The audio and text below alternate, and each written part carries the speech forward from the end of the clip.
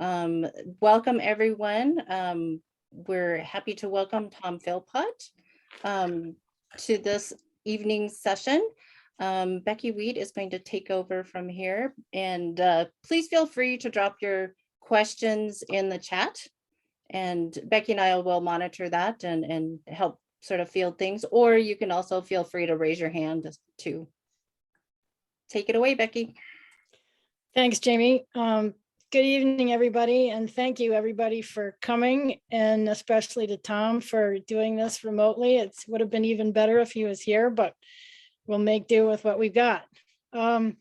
So Tom Philpott is here primarily for two reasons. One, because of his most recent book, Perilous Bounty, and two, because of his and our interest in ag journalism and asking the question, how can he and we help make it better?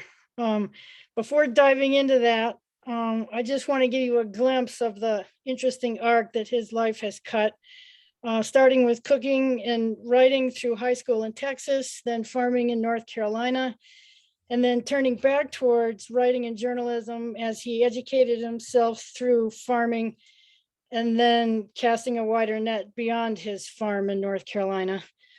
Just to give you a bit of a sense of that, check out the flavor of the titles along the way. This includes blogs, essays, books, podcasts, and probably other things. Bitter Greens, Victual Reality, Food for Thought, Tom's Kitchen, Why Voting with Your Fork Doesn't Cut It, California Goes Nuts, The Meat Racket, How Factory Farms Play Chicken with Antibiotics, and culminating perhaps in Perilous Bounty. So Tom is here tonight. We hope not to simply give us a litany of his excellent dark muckraking, but to build on this rich history to help us ask questions about what next. And I think Perilous Bounty may provide a useful framework for asking those questions. And also ask questions of him and he of us about how to help the media help us make our bounty less perilous. Take it away, Tom. Thank you so much. Thank you so much for that introduction and calling out those headlines. Usually when people call out headlines, for my past work, it's the really viral stuff that they come up with in chats to sort of provoke you into clicking. And I think everyone that you mentioned was one that I actually came up with, trying to be provocative, but also staying on topic. So I really appreciate that. And I can't say how honored and delighted I am to be talking to you all. I, obviously wish that I could have gotten myself on the ground there and we could do this all in person. But this is a really complicated and unprecedented time. And I think that the decision to take it virtual is probably prescient given these latest strains that are going to be bouncing around. So I'm super glad to be here on Zoom. And I think what I'm going to do is I'm just going to sort of lay out the argument in my book. It came out in August of 2020. But I still really stand by it. And I feel like a lot of the themes and theses of it have even been drawn out even more in the past year. And it's true that the book hyper focuses on two regions, which are the San Joaquin Valley of California and the Midwestern Corn Belt. But the point of doing that is precisely that other regions, because these regions are having so much trouble, other regions, including the Intermountain West, including you guys right there in Montana, I think are going to be more and more important going forward. And figuring out how to make the bounty that you produce there as not perilous as possible, to use Becky's formulation, I think is going to be super important going forward. So bear with me on this trip, and sort of let's, well, let me just say a couple of words about the origins of the book. How did I come up with this idea? Why did I write this book that focuses on these two regions? And it really started, so by 2012, 13, 14, I'm a national food correspondent for Mother Jones. And the beat is the entire waterfront of food all across the country. And when you're on that beat, California and the Midwest really rise in prominence because so much food production happens there. And so the California drought hits in 2012, 2013. And the implications of it are just so dire, just sort of the complete absence of snowpack in the Sierra Nevada mountains for a couple of years. And so I went out to the San Joaquin Valley and went sort of plunged myself into the heart of agriculture there. I went to the southern part of it where it's incredibly hot. There is probably less rainfall than there is in Montana. The agriculture is completely driven by snowmelt from the Sierra Nevada mountains and groundwater extraction. In the absence of snowmelt, there was a lot of groundwater extraction happening. And so I went and did a piece for Mother Jones about the effect that was having on the land and having on people who live there. And on the land, there's this problem of just really out of control subsidence where the land sinks because groundwater is being extracted from it. And that was happening, and it had been kind of curtailed for a couple of decades. And in the 21st century, it's back with a vengeance. And it was curtailed because basically they were able to cut down on groundwater pumping by building this magnificent infrastructure of canals and dams and aqueducts to convey the snowmelt to farms in the region. And with that sort of steady water supply, it lessened pressure on aquifers, groundwater pumping decreased significantly, and there was some kind of rough balance achieved. But in the 21st century, you get agriculture getting more and more ravenous. You get this push away from row crops into permanent crops like almonds that require irrigation, even in bad years. And so you get this system that's sort of outgrown the water resources, and then you get the collapse of one of those sources, which is the snowmelt. Because of climate change, you get more and more drought years happening, and so more and more groundwater pumping. So in I guess it was 2014 when my article came out, when I went to the Valley, did that work. What I found was that there were loads of people in the Valley whose water was literally being poisoned, because what happens is as the aquifer as it lowers the concentration of naturally occurring chemicals like arsenic gets higher and higher as you go down. And so there was lots and lots of arsenic in people's water. 100% of the water in these towns and cities is groundwater. So it's the same resource as agriculture is using. People living in the area take 3% of the water resources, and ag takes 89% of the water resources. And so nitrate pollution is endemic in the area. It's everywhere. The people who live there literally can't drink the water. So I documented all of that. And then the subsidence is out of control. And what it's doing when you're, the ground is dropping by a foot a year, but unevenly, more in some places, less in others. What you get is snarled up infrastructure, roads and bridges and things like that, but also the irrigation infrastructure. And there are parts of the Central Valley where even in good years, because of this subsidence and the damage that it's doing to aqueducts, some of these systems are losing 20% of their water. It's just going away in good years. It's just getting spilled out and evaporating. And so what you get is a situation where taking the groundwater causes subsidence. subsidence screws up the infrastructure and reduces the amount of surface water going there, which puts more pressure on aquifers, and you get this feedback loop, and it's playing out. So I'm just sort of on the ground, checking this out, seeing it with my eyes, talking to scientists, talking to farmers, talking to community members in the area.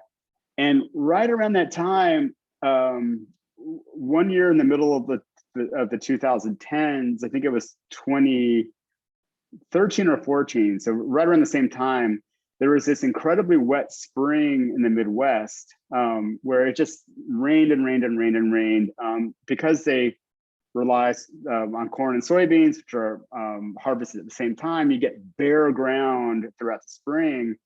And I read an article about a guy, it was in the ag trade press, about a professor at ISU, Iowa State University, named Richard Cruz, who was documenting the erosion that happens from these events. And what I saw there was just stunning to me, that you're talking about average rates of erosion that are way higher than what the USDA says. And this isn't some hippie guy talking about it. This is a sort of straight-laced, multi-generation Iowan out there measuring it.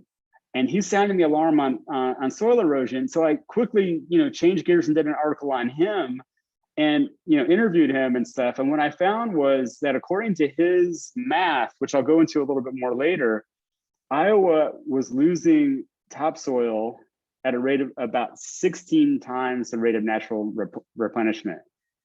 So I sort of digested this, and I thought to myself, okay, so what I'm getting from the vegetable basket of California is this unfolding existential crisis for mass scale agriculture there that no one's really figured out what to do about. And then I turned my gaze to the Midwest, where we get so much of our meat is grown there, physically grown there, livestock, sort of hog production in Iowa being massive, but not just that, but also the corn and soybeans that sort of keep that system afloat. That's really the source of the U.S. meat supply, or a big portion of the U.S. meat supply owes itself to the Corn Belt. And I'm thinking, okay, if you look at a sort of American plate for lunch or for dinner, you've got a piece of meat on the center of the plate and some vegetables on the side. And what I'm seeing here is that both of these regions are in a state of ecological unraveling. And so in the book, I just sort of dive into those two regions. And this year I actually did a little reporting to update the story in California. So what California, I'm going to put this link in the chat. What California ends up doing is for the first time in its history, it has this long history of resisting any kind of regulation on groundwater. We're the Old West. First one here is the one who can claim it. Whatever that old saying is that they have in California, we're not going to regulate groundwater. If you buy a piece of land, you own the water under it. Stick a straw on the ground, take it, it's yours. Even though it's a common resource and land boundaries aren't the same as aquifer boundaries, that was the idea. The drought of 2012 to 2016 was so intense that it forced them to come up with legislation called the Sustainable Groundwater Management Act, which basically threw the problem back on these local regions in the San Joaquin Valley and other stressed places like the Salinas Valley, and said, okay, you guys need to come up with a policy that's going to bring your aquifer into balance by 2040. And so really the process starts like literally right now. January 2022 is when the clock starts. And so I guess that takes them to 2042 to get into balance. Well, and so the last, since I finished the book, the action in California has been to get these these new groundwater sustainability agencies into place and get them to start churning out their plans. Well, what I found out this year when I did an update on it, went back and talked to people, what they've done there is the most predictable thing possible. They basically, the groundwater sustainability agencies are all run by the same people who run the water districts there, the politicians in various counties, like sort of county commissioner types who are all really tied into agriculture. And what they have done is so brazen that I really could hardly get my head around it. They've come up with and have submitted to the state groundwater sustainability plans that essentially allow the aquifer to lose another 100 feet. That's the average. That's the average threshold in the valley before coming into balance. And when you talk to researchers who've been studying this, that condemns like literally tens or hundreds of thousands of people in that region from to seeing their wells go dry. And it's already happening as we speak. There are low-income families in the San Joaquin Valley because the drought hit, the drought sort of returned with a vengeance this year. Similar situations what you guys went through in Montana. There was no water released from these surface water snowmelt projects. And so the valley was thrown back onto 100% onto groundwater taking for irrigation, and subsidence is back with a vengeance. I was talking to this researcher, Michelle Sneed, who was telling me that in some places it's going at a rate of 14 inches a year, which is just, incredible. People's wells are going dry, and these agency, basically the powers that be there are going to have a reckoning with that. And there's a couple of policy groups that study it. One of them reckoned that because of Sigma, because of this need to get into balance by 2040, about 700,000 acres of the valley's 5 million acres would have to go out of production by 2040. There just isn't enough water to keep them in production. And that same researcher just came out, and this was the analysis in like 2018, let's see how it goes. But given trends around snowpack, we figured around 700,000 will have to come out of production. And she just came out this week and said that, right now, the way it's looking, the way that this drought, if it is any kind of portion of the future, that number's likely 1 million, and that could get higher. And I think that I asked the researcher about that original estimate about 700,000 acres. And I said, there's these climate models coming out of UCLA and a couple of other universities that predict that if greenhouse gas emissions continue at anything close to current rates, unless there's a big reduction in greenhouse gas emissions, then the sort of Sierra Nevada snowpack will disappear. It will not. It'll be the odd year that snow actually accumulates there by the sort of middle to late part of this century. And are your models accounting for? Are you taking the status quo of where the snowpack is now, or are you overlaying these climate models on top of them? And they said, oh, we're taking the status quo now. And so even if the trends of the past 20 years continue, you're looking at 1 million acres coming out of production. But if they get worse, as it appears likely to happen, it could be much more acres coming out of production. And so I think similar trends hold sway in places like the Salinas Valley and the Imperial Valley that also produce a lot of vegetables, although not as much as San Joaquin.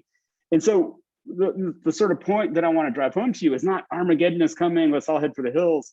It's that there is an opportunity for other places, and there's going to be a need for other places to pick up some of that slack going forward. I think that's just, it's baked into the cake. And it's time for policymakers to start figuring out how, we've got a huge farm policy in place to solve, I'm not exactly sure what problem, but we've got some very real problems coming. And we might want to think of farm policies that can prepare us for this thing that is not just some guy on Zoom babbling about, but that is that might happen in 20 years, but is taking place before our eyes. And you guys have all seen stories about the drought in California, and you've experienced your own drought. So you know that this is something that's already happening. And then just shifting over to the Corn Belt. So for my book, I happen to have really good luck for myself in my book, but really bad luck for everyone else when early 2019, I'm working on my Corn Belt section, and it starts to rain in the Midwest in February or something like that, and doesn't stop until the middle of June. It just rains and rains and rains in the Corn Belt. Once again, because corn and soybeans are the sort of order of the day there, you've got tens of millions of acres that are completely bare when these storms hit. And so what you got was a massive erosion event. And I went to Iowa, and I got into a car with Rick Cruz, who's this Iowa State University scientist, and we drove around, and he showed me the effects of it, and he taught me how to read a landscape on this trip. And so, we're driving around, and it's June. Now, by June in Iowa, you should have a carpet of corn and soybeans. You should have a fairly well-established canopy, but because of all the rain, no one could plant, everything was late. So there was still a lot of bare ground, and there were a lot of cornfields that had corn coming up and just sort of puddles of water everywhere. But those weren't even the most shocking sights. The most shocking sights are the ephemeral valleys, or I'm sorry, ephemeral gullies. And these are what happens when you get hard rain on bare ground, and the sort of contours of the land, the water leaves the land, these predictable patterns based on the contours of the land, and you get these essentially the ephemeral creeks. And as they form, they take soil with them. It's just bare soil. There's no roots holding it in. Maybe there's some stubble from some no-till, but it ends up just getting washed away.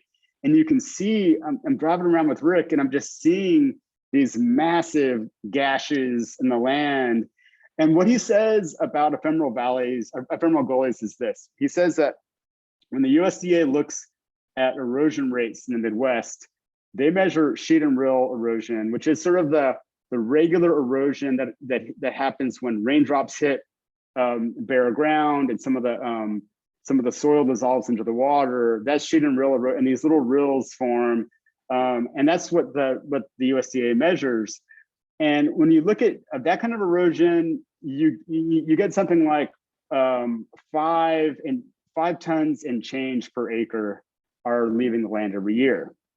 And then if you look at the natural replenishment rate of soil, the USDA uses the number as a rule of thumb of 5 tons per acre are produced every year, just sort of the natural production of soil as sort of the sort of rock under the soil erode as it sort of sort of creates soil in its natural process.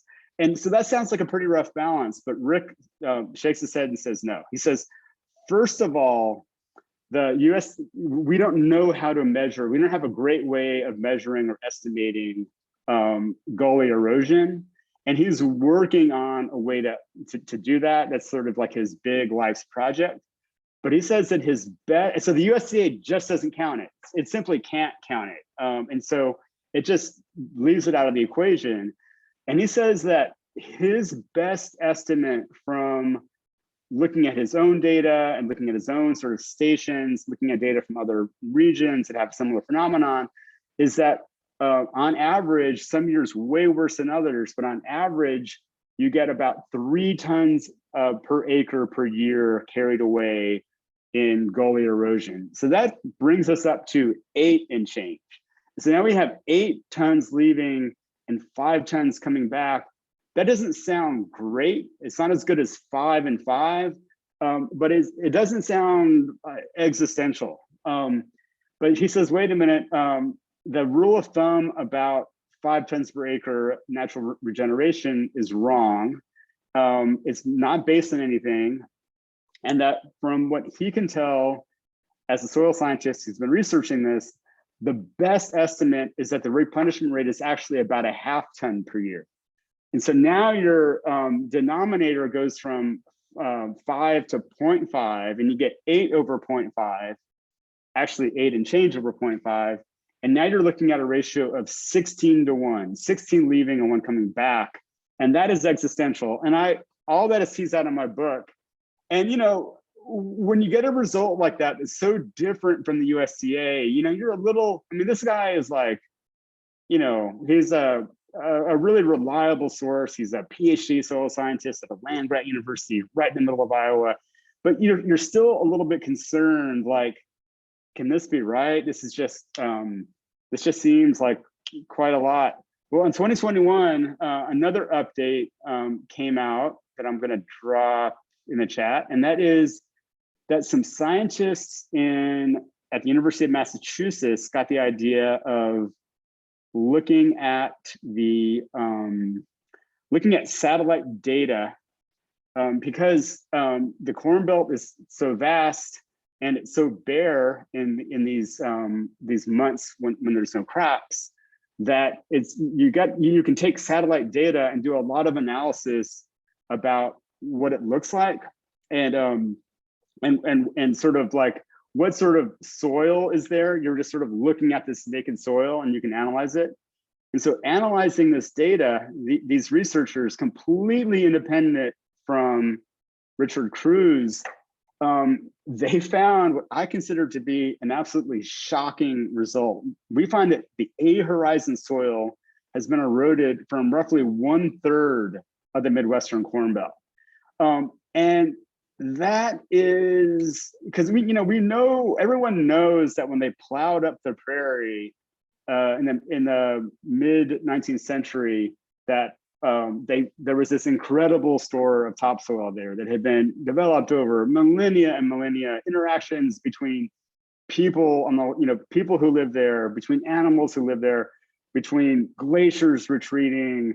This incredibly complex set of interactions created this amazing store of topsoil, a mollisol, like one of the great stores of mollisols in the world. There's like the black soil of Ukraine. There are the pampas of Argentina, maybe a couple of other places, but the greatest one of all is the Corn Belt right there in the Midwest. And we knew that they had taken it down, this sort of topsoil, by a lot. We had lost, it can be measured in feet how much we lost.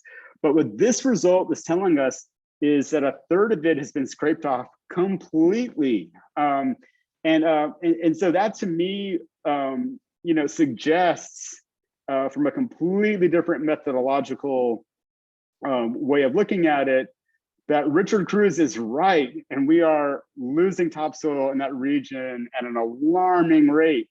And the question comes up, like, why haven't yields dropped yet if there's so much and so much topsoil lost? And one of the things that a pretty significant vein of research is showing is that yields are dropping in the areas where the soil is scraped off.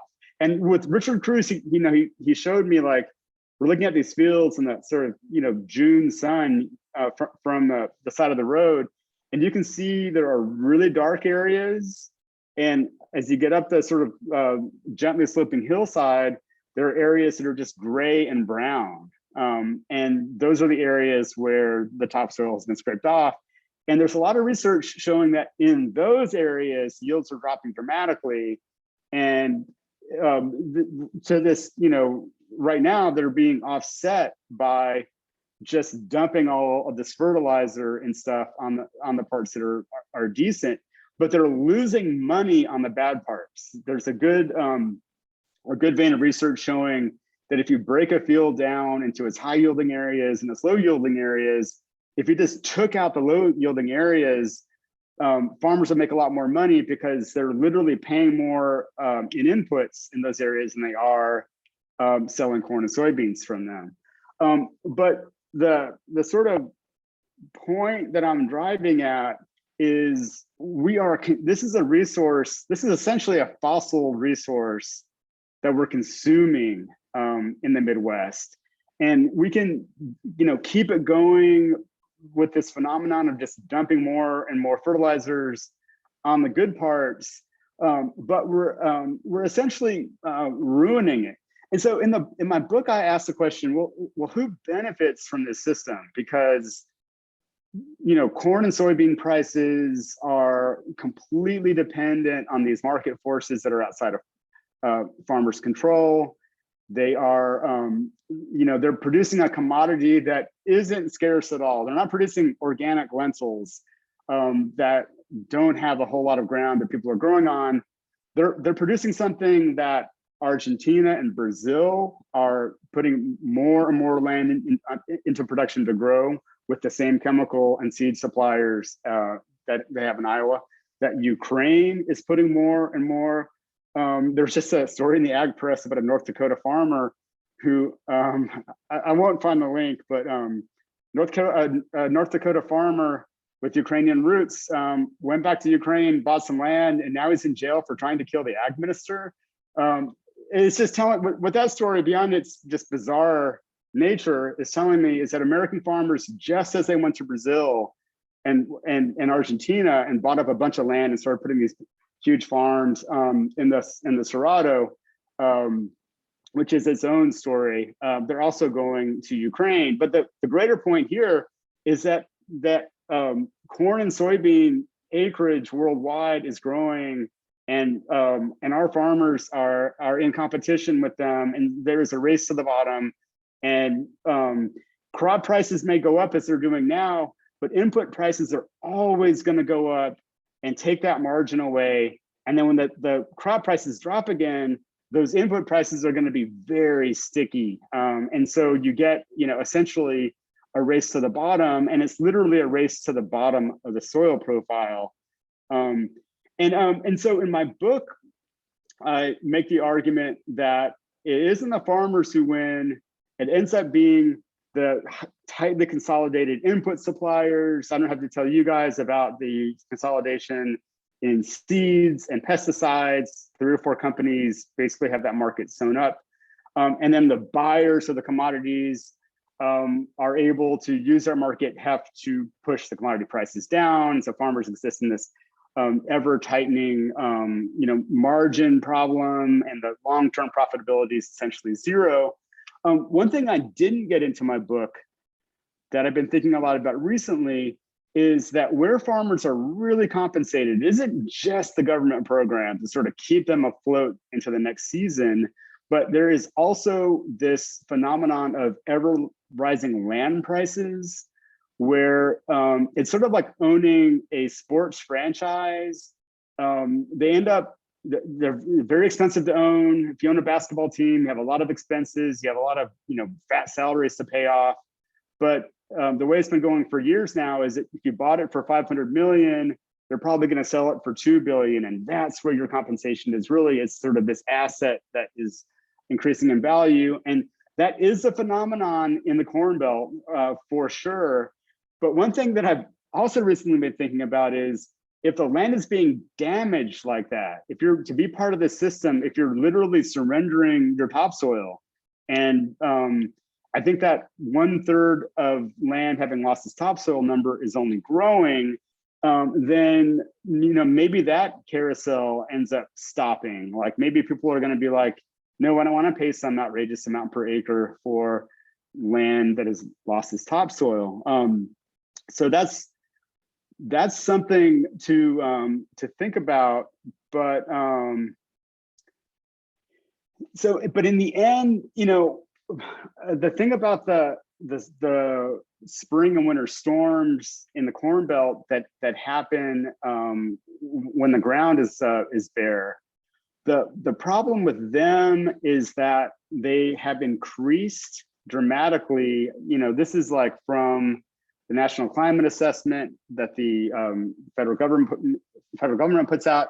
If you look at that, those storms in the past half century have gotten more severe and more often, and more of the total rainfall that happens in the Corn Belt is happening in relatively fewer events in this period. And so you're looking at a situation where what happened in 2019 and also happened in 2013 or 14, whenever that was, I think it was 13 actually.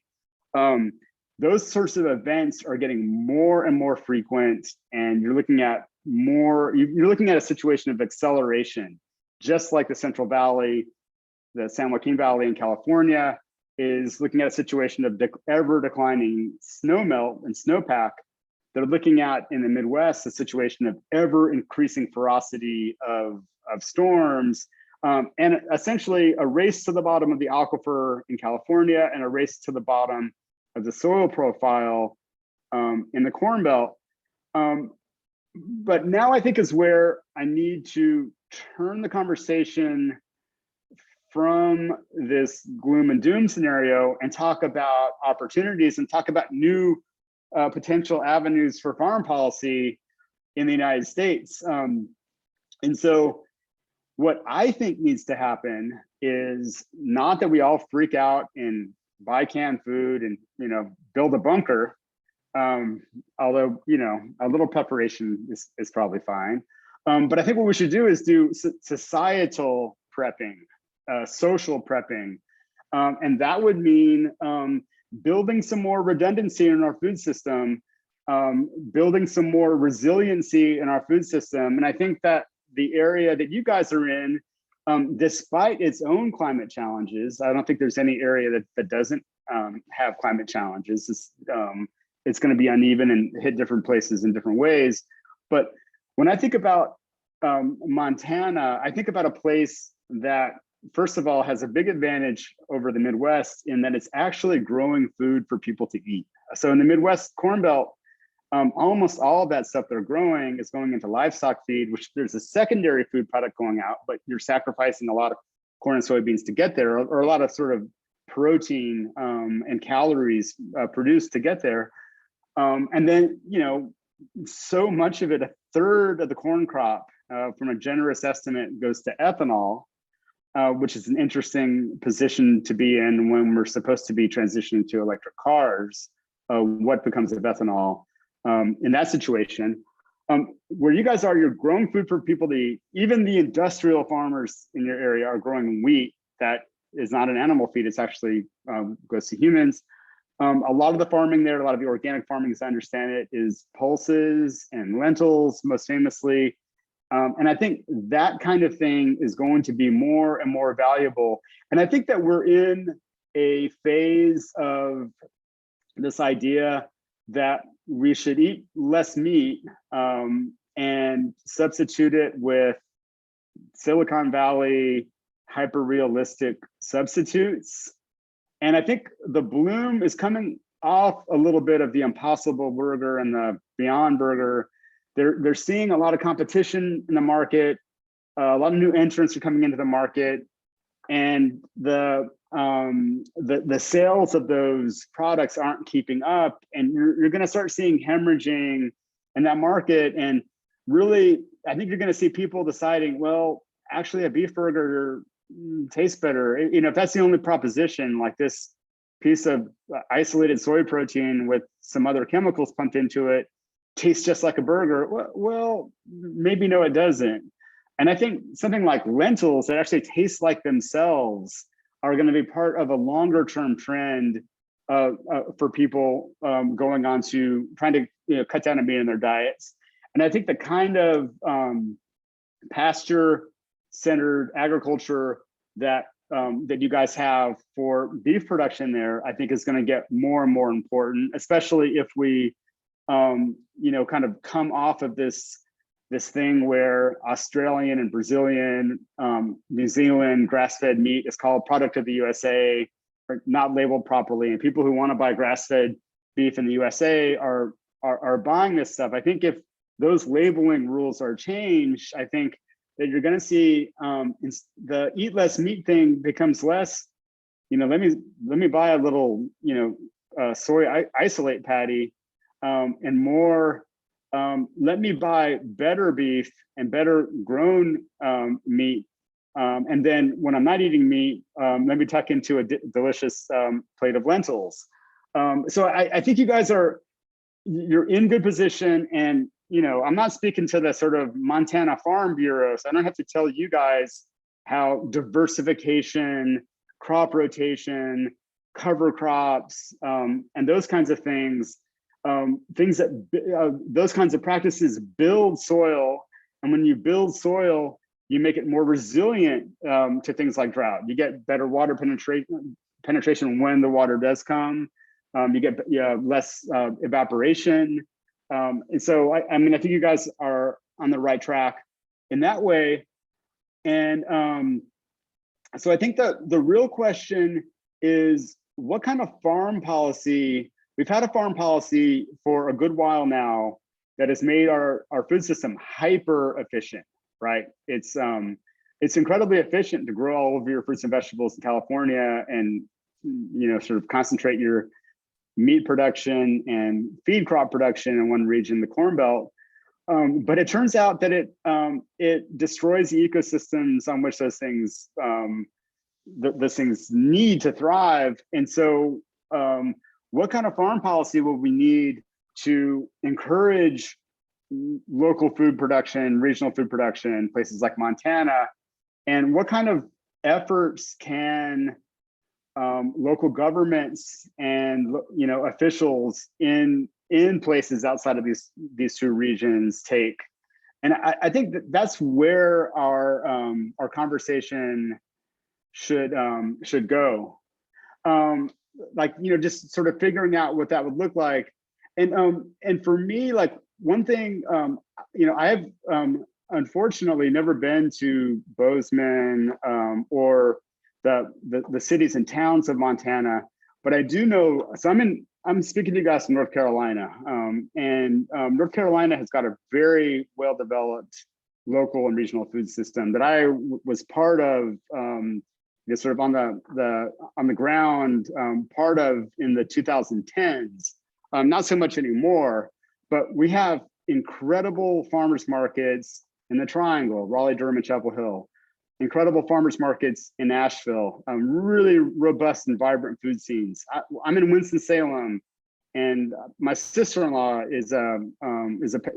has a pasture-based hog, beef, and vegetable farm about 30 minutes from me, and sells at 2 farmers markets in my area. And all that stuff is great, and it's developed, it's grown dramatically. I got here, I said 2010s, but I was there in the 2000s, that decade. And it's grown dramatically in that period. But when I go to Durham, which is sort of like the Brooklyn of North Carolina in high summer, and I go to a supermarket, there is almost no local food production in there. It's still California and imports in the vegetable aisle. And what that's telling me is that even here in North Carolina, which has done so much work and been so successful, we've created this wonderful niche. But when the sort of shoe drops in California, and they start taking acres out of production and continue moving existing acres into nut production, and that reduces the amount going to fruits and vegetables.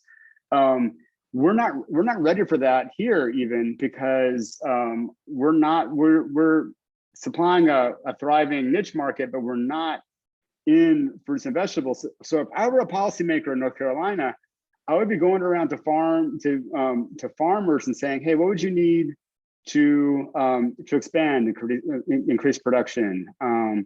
There's some land I see over there that no one's farming. It's like someone's tax break hobby farm with 3 cows on it.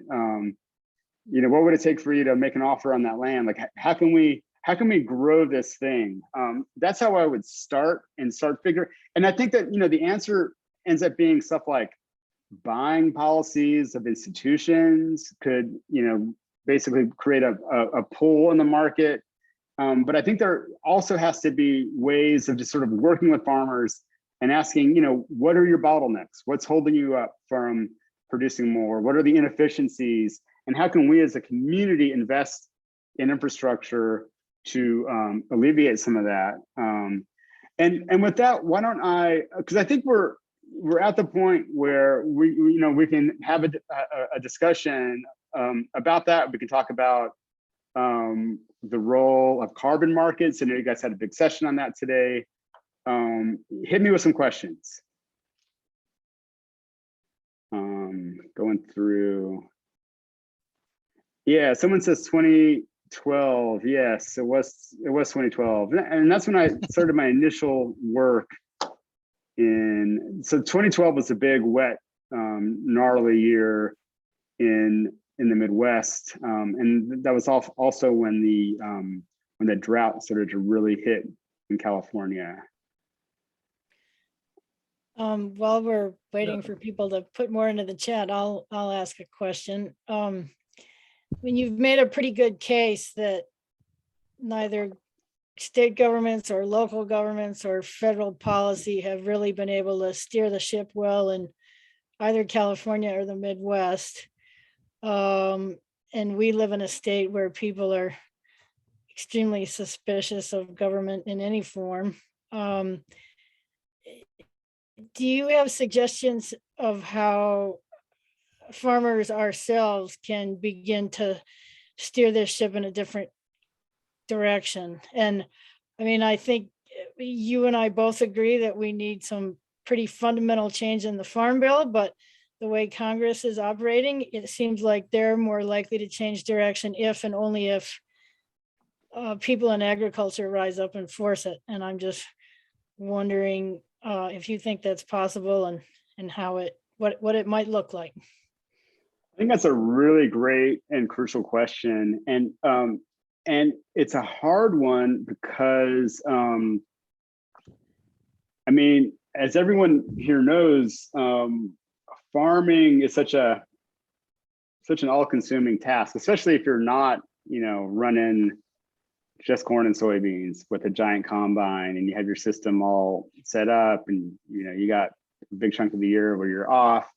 But actual farming is such a big task. And if you're an organic farmer, it isn't necessarily true, but chances are that you're already out there hustling and marketing, right? You're going to a farmer's market.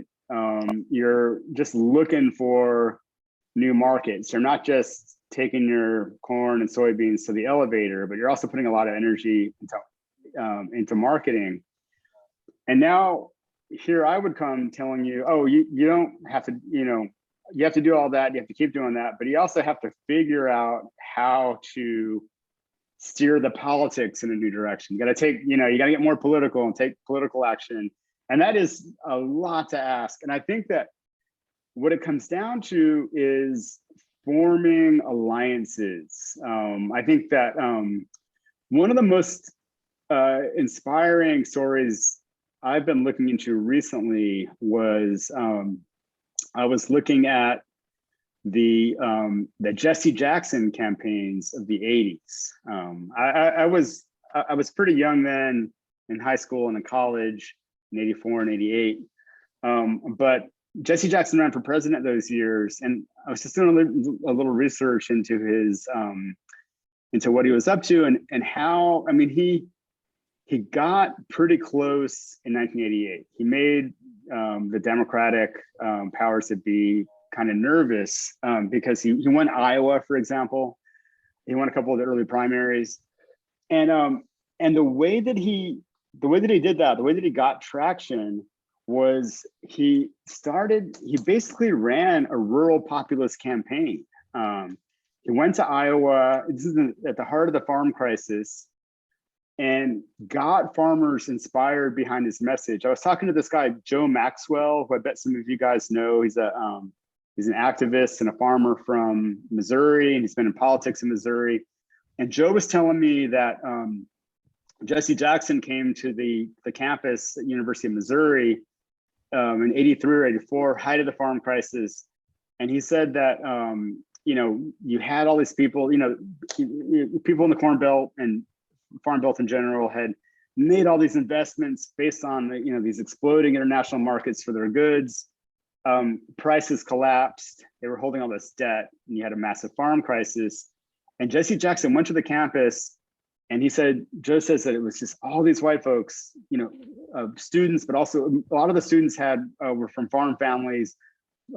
Farmers from around there came, and Jesse had them just sort of like thinking about the same corporations that are, making your seed and input costs so high. That same system is also screwing workers in the city and causing all these hunger problems in the city. He was making this sort of urban-rural alliance. And Joe said that he was shocked to look around and see this entire audience of white college kids screaming, "I am somebody" with Jesse Jackson. And what the trigger was, hey, you're getting screwed by the banks and these input suppliers. And so I just think that forming coalitions and thinking about coalitions, thinking about, not only getting your customers, if you have a farmer's market stand, getting them interested, using your sort of marketing might to get a message out about, what you see as wrong, but forming alliances with politicians and people in cities and school districts. Like, I'm sorry, but look at what you're feeding kids. We have all these incredible vegetables and fruits and other products here, lentils even. Can we get some of that into the school system? I think those kinds of alliances, and with the caveat that I don't want to put one more things on the backs of farmers. They already have a lot on their plates, but I think that would be an important one. What do you think about that, Becky? And then we'll get to Jeff's question. But I want to hear Becky's how Becky responds to that. Well, I think that all makes sense. And they're all ideas that people have discussed. I guess I just have the feeling that in order to really do things like put good food in school kids' lunches, hospitals, institutional settings where our public health desperately needs better food, I feel like our current farm economy isn't really going to allow that unless we find some ways of subsidizing it. I think we don't have parity in farm pricing, and we're not going to get it from our current farm bill.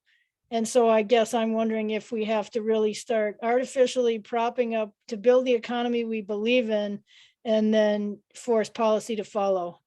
I think that's really smart. And I also think that I agree with you. The school lunch budgets are pathetic. They're tiny.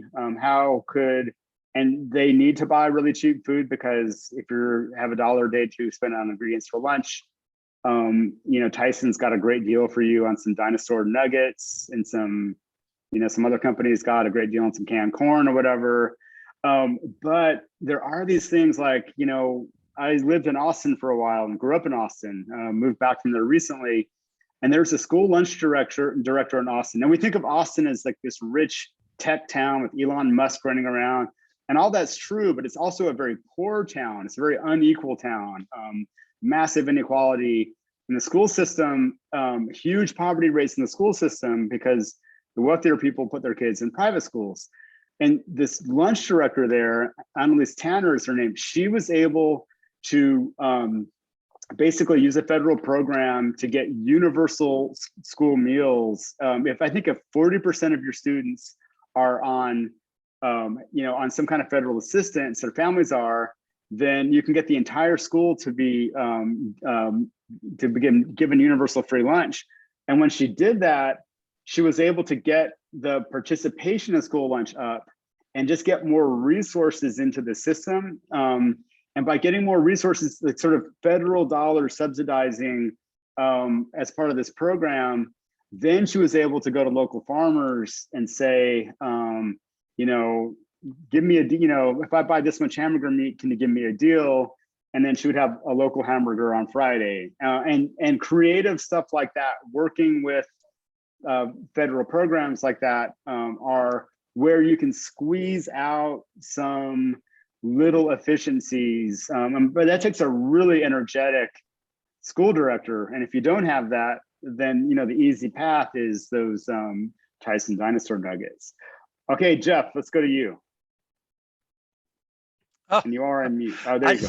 Yeah, I just wanted to make a comment that I was actually in the audience in the University of Missouri on that Is that date, right? and I was Is that yelling. right? I was yelling in the audience, and I was an ag economist, a young ag studying ag economist, and I wanted Wow. to add one of my commentary that I was interested in your book as well, was that that we used to also call it as grad students Monsanto U, because as you may know, Monsanto invested heavily in many of the buildings Sure. on our campus at the same time. So there was quite a bit of an irony and graduating from that place, in No that doubt. it was progressive at the same time as excellent rural sociology department.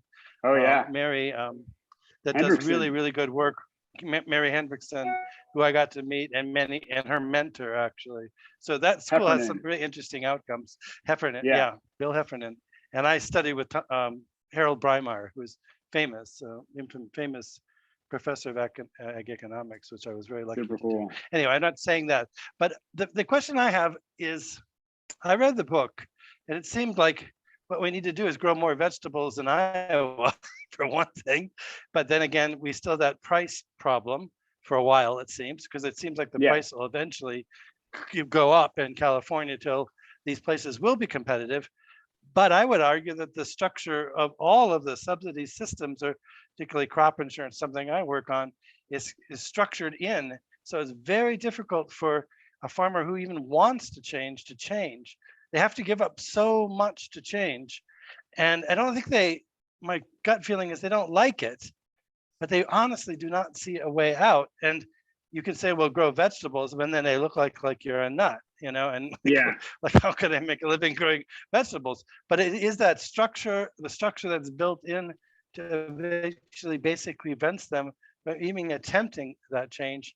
And the process is just going too slow, and climate is catching us. So I feel very gloom and doom some days, and some days I have hope, but your book scared me. I That couldn't kind of leads to Jim sleep well. Yeah. That Anyway, hasn't picked no up me question too. there, maybe, but we need grass finished beef, and that's the only way we should sell a beef in Montana. Yeah. Absolutely. That Yeah, I comment mean, kind of leads to Jim Barngrover's question, which is, what is the Yes. most significant farm policy that, in your opinion, that would reverse the destructive trend of soil loss in the U.S.?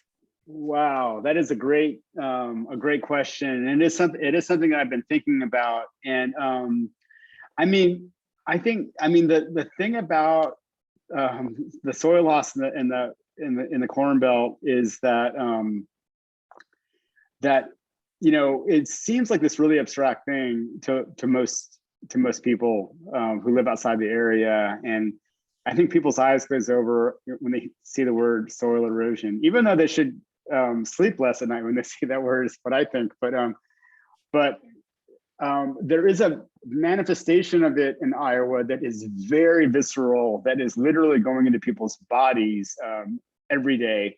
And that is that they are polluting the water there so egregiously in places like Des Moines, in other cities and towns in Iowa, in people's wells, people who rely on groundwater from wells. There's so much nitrate and atrazine and glyphosate and other stuff. And so I think that, and you know, basically the Clean Water Act exempts agriculture explicitly. The Clean Water Act, agriculture is exempt from the Clean Water Act. And so I think building on that issue, and we're seeing a lot of activity around that in recent years, people just saying, why are we doing this? Why are we like literally polluting our water? I think that you could, you know, just one idea would be conservation compliance. And that would be if you want to take a penny from the federal government in subsidies or in crop insurance, sort of discounted crop insurance, then show me your plan for reducing or eliminating pollution leaving your farm, and show me your plan for keeping the soil in place. And so with that, if I had, let's say I had 5,000 acres in corn and soybeans in Iowa, my land is going up in value, went through some lean years, but the government pulled me through them with the subsidies. Now I'm in a boom. Corn is whatever it is, a bushel, but it's a lot higher than it was a couple of years ago. Everything's going great. Why am I going to change? Well, now I've just gotten news from the government that I've got to come up with a plan and some methods that I'm going to use that will demonstrate that I am going to not pollute the water with my farming. And so what do? What's going to be different? And then there's incredible research coming out of Iowa State. There's this other guy there named Matt Liebman, who runs a test farm outside of ISU, outside of Ames. And what he shows is that by simply adding another crop to the rotation, doing oats, adding oats to your rotation, barley to your rotation, is some kind of small grain, then you dramatically reduce erosion and water pollution and the need for fertilizer and the need for herbicide. All that stuff goes down. From that, you're disrupting weed patterns. You can add a legume to the soil, like a alfalfa, and just doing these things as a matter of course. Clover. I think he in his research he sows oats with clover, and you get these incredible results. And so here is a ready-made solution. If I'm going to take crop subsidies and insurance subsidies, I've got to show that I'm going to do that. And so I add a third grain, a third crop to my rotation. But then that brings the thorny question of, well, what's the market for that stuff? What's going to eat that stuff? Well, my grandfather had cows on this farm, and my dad sold them off, and we just moved and we would rotate them, and that was just part of our operation. Maybe we had some hogs on pasture as well that were rotated around. We got rid of those. We built a CAFO for the hogs and got rid of the cows. And the CAFOs are they're at such high volume that it just makes sense to feed them this cheap corn and soybeans. Well, now that I've been forced by the government to put a third grain in if I want my subsidies. And remember, this is sort of like hands off my Medicare, government out of my Medicare from the Tea Party rallies of a decade ago. This is like government out of my crop subsidies. Doesn't make a lot of sense, right? So if the government says, hey, if you want these subsidies, you got to do these things. So now I have an incentive to bring some animals back onto the land, to bring some cows onto the land who can make use of this alfalfa or these small grains. And I think that kind of thing is where you could get some leverage pretty fast. I did a piece earlier this year that you guys can Google if you're interested, about the potential of agroforestry in the Midwest. It sounds insane, but it turns out that there are a lot of researchers who think it could work. And you could submit a plan. Okay, well, I'm devoting a quarter of my acreage to some kind of tree, some kind of productive tree situation. That like alley cropping trees, and there's lots of great research showing that stops erosion and water pollution. So that could qualify, and it just would sort of bring this creativity and send people scrambling to read and study this incredible research that's coming out. And I think that's how you could get some leverage. I'm going to back up to Max's question about how do we get eaters to choose and demand more sustaining food? Yeah, I mean, I think that is a great question, and we're seeing this incredible diet-related malady crisis of these shocking rates of world highest rates of things like type 2 diabetes, heart disease, hypertension. That can all, I mean, I have a big section of this in the Corn Belt section of the book. It's like when you create these incredible surpluses, then there's all these incentives to find new ways to use them. And so, the portion of the corn crop that doesn't go to ethanol and animal feed goes to making high fructose corn syrup. And because it's subsidized, it gets really cheap. And you can see this, the curve of American sweetener consumption rises in recent years when they developed high fructose corn syrup in the 80s. You see this dramatic expansion of sweetener consumption, and then that pushes up calorie rates. This kind of food system created that diet. This diet that people are on didn't come from anywhere. But I think just sort of, I mean, this is the most boring answer in the world, but I think it goes back to the school lunch program, like more education about basically the school cafeteria in most places now is an advertisement for industrial food. It's heat and serve dinosaur nuggets and, some kind of sad vegetable, if not literally ketchup or tomato sauce on a piece of frozen pizza. And using an opportunity that you get from having this place where, 30 million children sit down to lunch in cafeterias every day, I think is the last number I saw.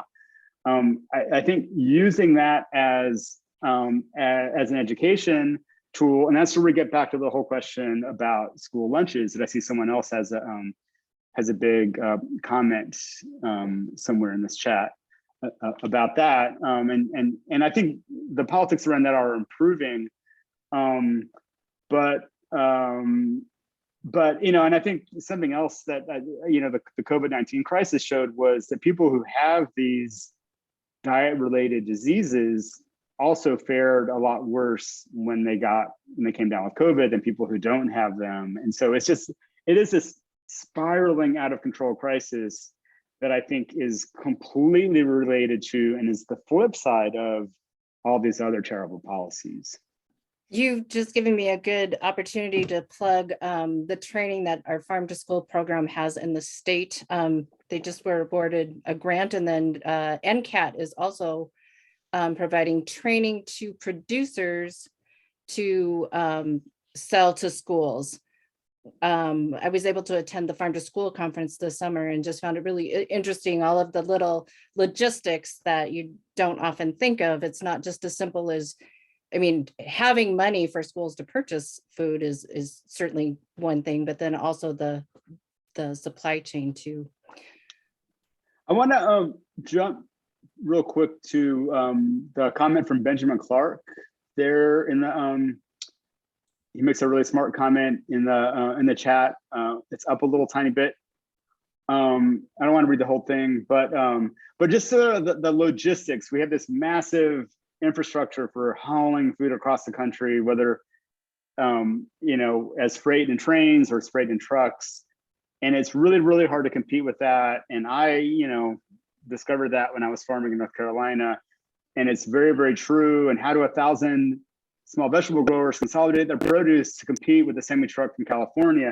I think that's a really good question. And I think that it is a problem that can be solved. I think the farmers market is great. I participated in one for years in North Carolina. I shop at them every week, but it's a kind of a terrible model for farmers. It takes a day out of your week, and you got all these little farms, just as Ben says, trucking their vegetables into this one spot one day a week. And if you aren't free from 9 until noon on Saturday or however your market runs, then you miss out on it. And if you have to work on Saturdays, for example, you miss out on it.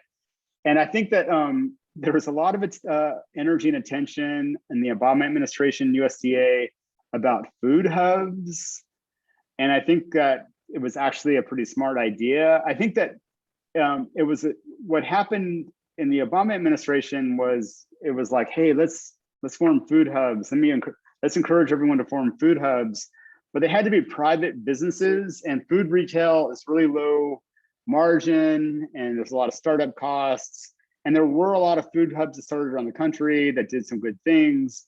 But I think it's got to be a lot more organized than that. And over the years, I've thought about, and I think there have been some examples of this, but something like farmer-owned retail. Now, this is not a farmer doing his day's work and then running to, on Saturday to manage the grocery store.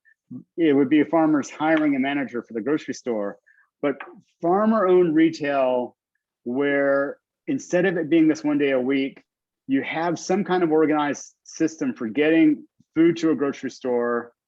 And so farmers are getting a cut of that retail dollar, and not, so the store would buy from the farmer at a fair price, sort of like the way that Organic Valley works.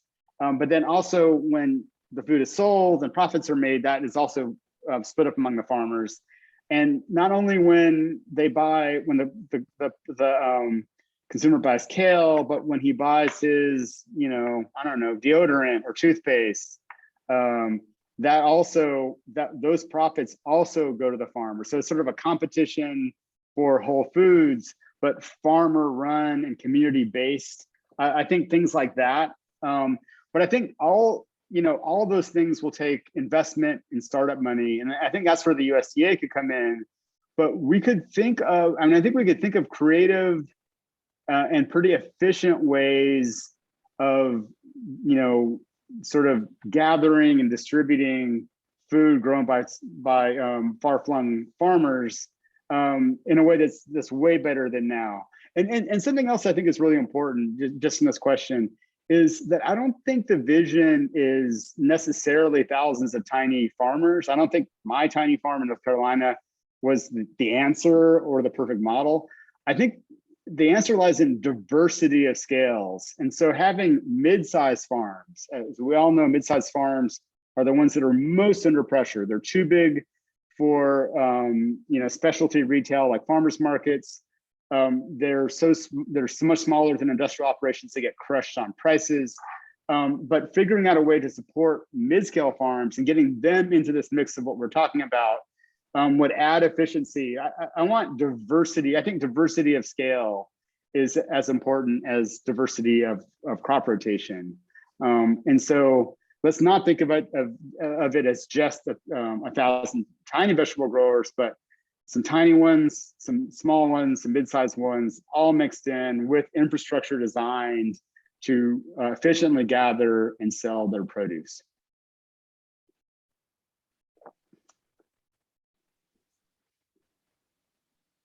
And I see Montana has 2 food hubs and both are farmer-owned cooperatives. I think more of that is a great, it's a great answer. They're struggling greatly, both of them. Well, I think that tells you a Just lot. so you Yeah. know. Yeah, I know. Yeah, I mean, my daughter is the only employee of it. I'm not surprised by that at all. For all the reasons that we've been talking about and that I lay out in Perilous Bounty. And I think that's where public support comes into it. Do we want farmer-owned cooperative food hubs? If the answer is yes, then let's figure out policies that make them thrive. Someone decided they wanted giant corn and soybean farms in the Midwest, and they've come up with policies that make them thrive. Well, let's tweak those policies and create and use them to support things that would actually be positive.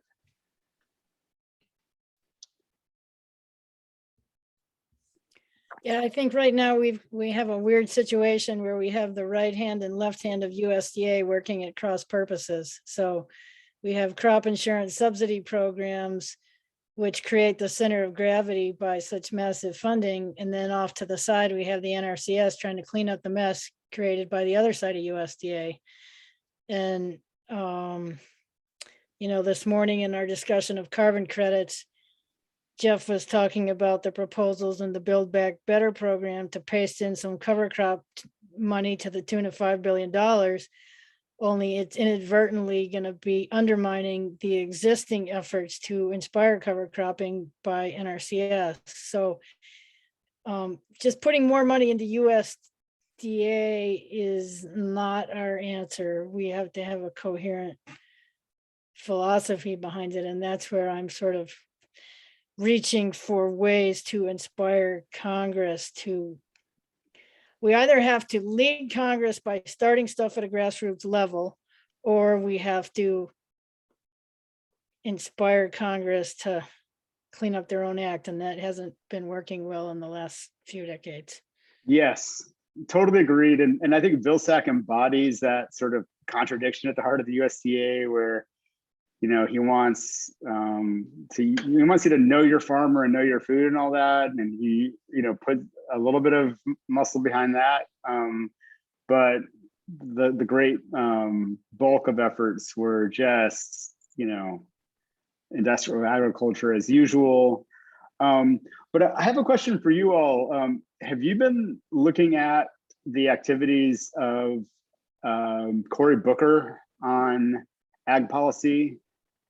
He's been coming up with some really interesting stuff, and he's got some ally. He's on the ag committee in the Senate, and he's got some allies. He's got Warnock from Georgia, the new senator from Georgia, is on there with him, and he's got Ro Khanna in the House.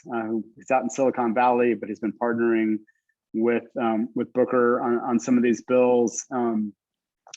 He just put out, he's got a bunch of different ones out there. He's got one that would actually put some moratorium on large CAFOs over a certain size, like you can't do them anymore, and would also have a buyout program, like, okay, you're an independent farmer selling, quote unquote independent farmer selling a contract to Tyson, and you're barely scraping by. Here's some money to buy you out of that and get you started on something else that, because those farmers have so much debt that they're on this treadmill, and start a pastured operation instead. He's got some things like that in the books that I think are really interesting, and the kind of thinking that he's doing, and the kind of groups that he's interacting with and developing his ideas with. I have not seen that kind of activity on the Capitol Hill ag committees since I started writing about this stuff. And so I think there is a real opening for to have someone like Booker, on the ag committee. The problem is that that the sort of majority in both the House and the Senate are so slim and so vulnerable in 2022 that we could see him, being a minority, in the minority on the Senate Ag Committee, and thus having no power at all. But I know what the plan is. The plan is that a lot of the stuff he's working on in these individual bills to try to get them into the Farm Bill, and he's got allies in some newly powerful senators like Warren and Sanders, and so you can start to see the beginnings of a new alliance with some new blood on these committees, but it is very, very vulnerable, very, very fragile. I guess to translate those thoughts to the Northern Great Plains and Intermountain West, I would like to challenge us to ask how the not necessarily democratic leadership in this region really has some common interests with the people that Cory Booker is working with.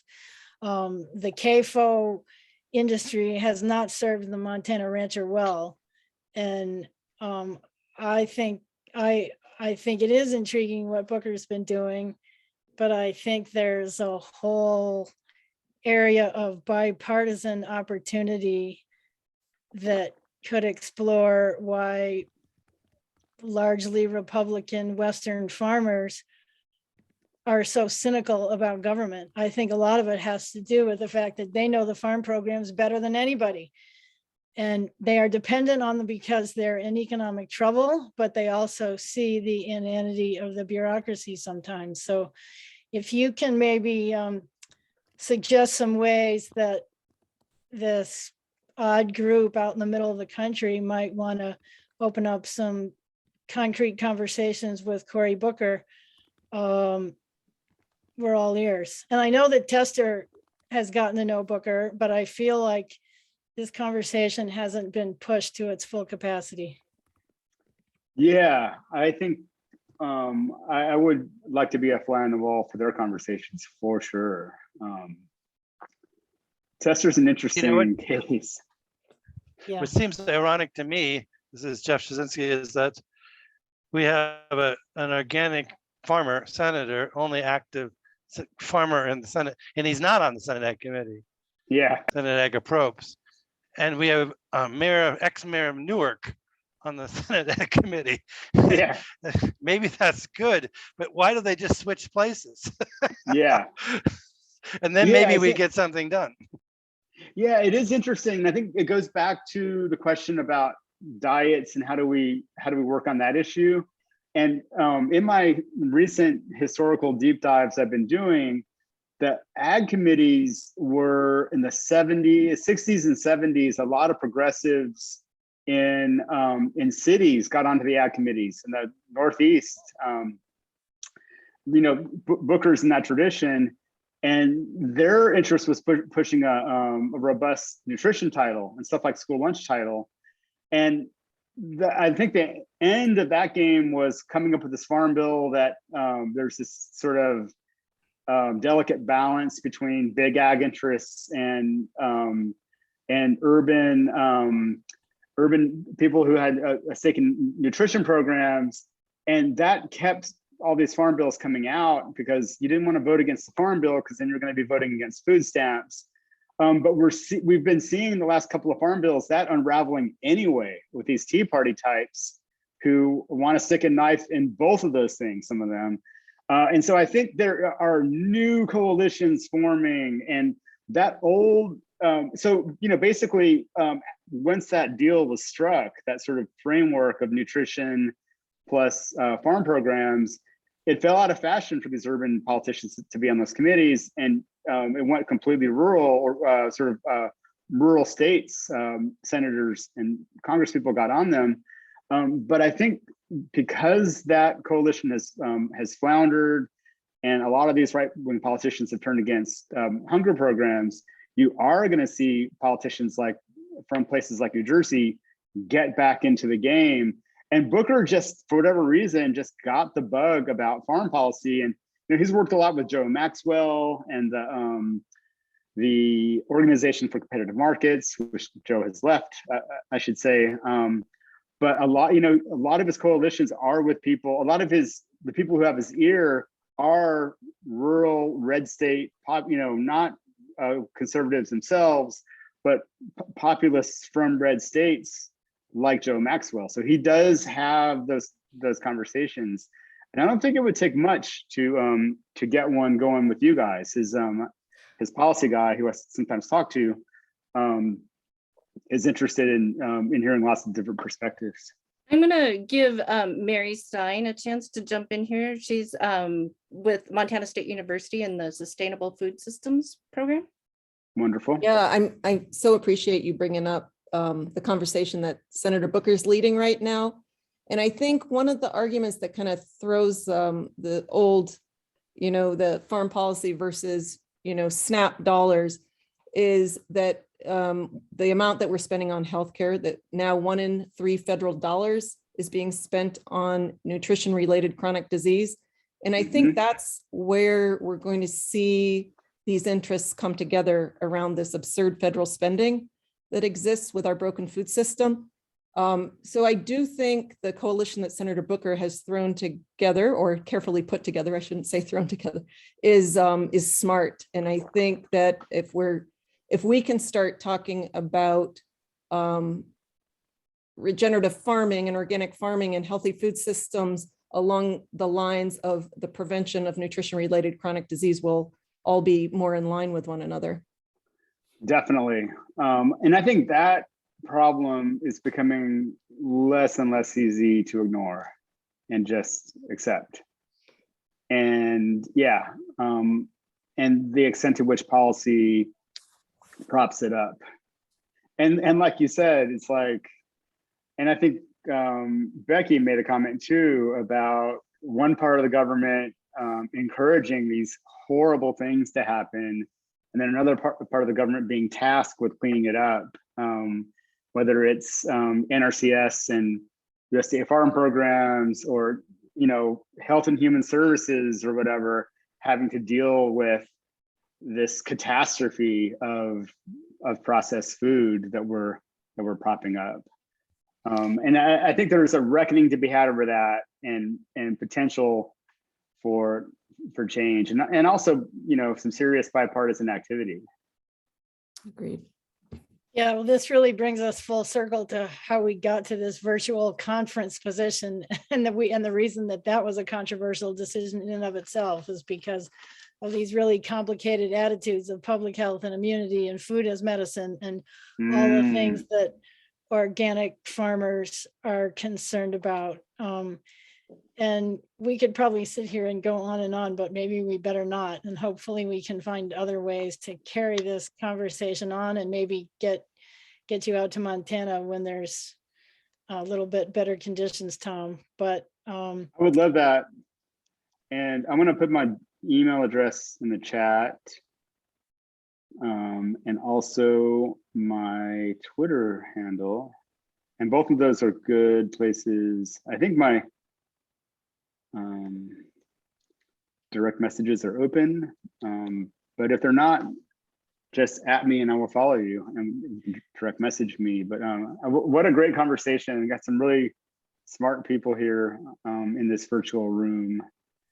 And if it weren't 10:30 here, almost where I would say we should just keep it going, open a beer or something like that. But well, there's a whole other chapter which we didn't adequately get to, which is about how farmers can perhaps help media do a better job of covering farmers and food and agriculture. So we need to circle back to that somehow. But in the meantime, thank you so much. And let us know if you have any closing remarks before we say goodnight. I mean, my only closing remarks would just be that what this group of people doing organic agriculture in Montana is doing is so important, and it's so much part of any solution. And that is not to say that it's easy. I know that it's not easy. I know that there are challenges everywhere, but figuring it out is, I think really an existential task. If you look at the climate data and the climate science, and the data around how our food system, I have a piece. I mean, there's a lot of stuff I write that literally makes me uneasy and keeps me up at night. One is my chapter on the big flood in California, chapter 2 of my book, which you can find on the internet. It was published in Mother Jones. And the other is about how hog CAFOs specifically are quite likely the next source of a pandemic, of a flu pandemic. There's so much to worry about, and so much of it is being generated by our food system, and that's where so many of the solutions are. And so thank you guys so much for listening to me and sharing your thoughts with me, and thank you really so much for your work, which I understand is extremely important. Thank you again, Tom, for being here. I just want to give you attendees here, and Tom, you're welcome to join in too. Tomorrow we've got a session on grasshoppers and drought at 8 a.m. first thing, bioherbicides at noon, and then farming and eating for planetary health at 7 p.m. So hope to see y'all tomorrow. All right, thanks everyone. We'll be in Have a touch. good night.